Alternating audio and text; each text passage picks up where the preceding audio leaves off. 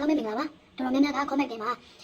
တင်တန်းရှိလားတင်တန်းတင်ချင်လို့ပါဆိုတော့ comment တွေမှတ်ကြတယ်ပေါ့နော်အချိန်ကြီးအကြောင်းကြောင့်တင်တန်းကတော့မတင်ဖြစ်ဘူးပေါ့နော်ဒါပေမဲ့လည်းဒီ comment လေးတွေအတွက်ပထမဆုံးတင်ကန်းစာတစ်ပုဒ်အနေနဲ့ဒီ part of violence ဆိုတဲ့တင်ကန်းစာလေးတင်ပေးချင်ပါတယ်ဒါကတော့ကိုယ့်ဘာသာကို self learning ကိုဘာသာကို self study လုပ်ချင်တဲ့သူတွေအတွက်ကိုရည်ရွယ်ပါတယ်ကိုကတရောတီးတော့မယ်ဖြစ်တဲ့အတွက်ကြောင့်ကိုယ့်ရဲ့တရောမှာရှိတဲ့အစိတ်ပိုင်းတွေကိုသိဖို့အရင်အရေးကြီးပါတယ်ကိုကကိုယ့်ရဲ့ instrument အစိတ်ပိုင်းတွေကိုမသိနေဘူးဆိုလို့ရှိရင်ဒီကနေ့တီးခတ်တဲ့အခါမှာ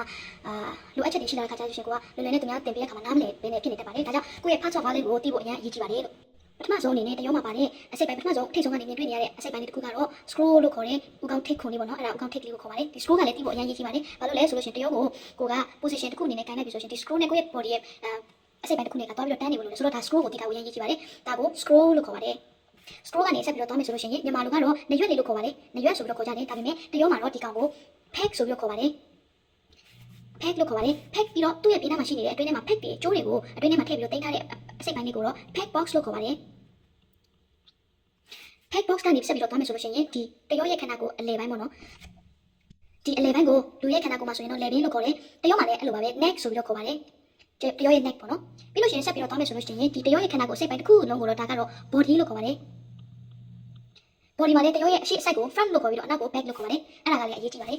ပြီးလို့ရှိရင်နောက်တစ်ခုဆက်သွားချင်ပါတယ်နောက်တစ်ခုကတော့ဒီမှာမြင်နေရတဲ့အမဲရောင်အချောင်းကြီးကြီးကိုမြင်ရပါမယ်အမဲရောင်အပြားလိုက်ကြီးကိုမြင်ရပါမယ်ဒါကတော့ finger board လို့ခေါ်ပါတယ်ဒါကအရင်ရေးကြည့်ပါတယ်တရောတီးတဲ့ခါကျလို့ရှိရင်ကိုယ့်ရဲ့လက်ချောင်းလေးတွေက finger board ပေါ်မှာတီးရပါတယ် finger board လို့ခေါ်ပါတယ် finger board ကနေဆက်သွားမယ်ဆိုလို့ရှိရင်တော့တရောရဲ့အစိတ်အပိုင်းကိုကြိုးကိုဆက်သွယ်ထားပြီးတဲ့ bridge ဆိုလို့ရှိပါတယ်ဒီအစိတ်ပိုင်းကတော့ bridge လို့ခေါ်ပါတယ် bridge ကနေဆက်ပြီးတော့သွားမယ်ဆိုလို့ရှိရင်တရောကဂီတာတို့လို song အတန်ပြန်ထွက်တဲ့အပေါက်ဆိုလို့ဒီတစ်ပေါက်လေးပဲရှိပါတယ်ဒါကို